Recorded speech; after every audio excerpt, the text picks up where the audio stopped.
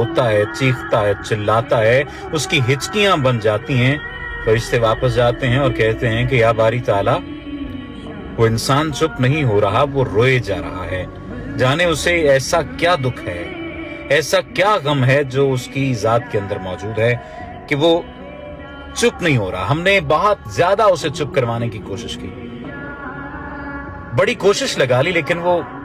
खामोश नहीं हुआ, लेकिन वो चुप नहीं हुआ, वो मुसलसल रो रहा है। तो अल्लाह पाक कहता है कि मुझे पता है मेरा बंदा क्यों रो रहा है, मैं जानता हूं, क्योंकि मैंने उससे उसकी बहुत ही दिल अजीज चीज, दिल अजीज शय, दिल अजीज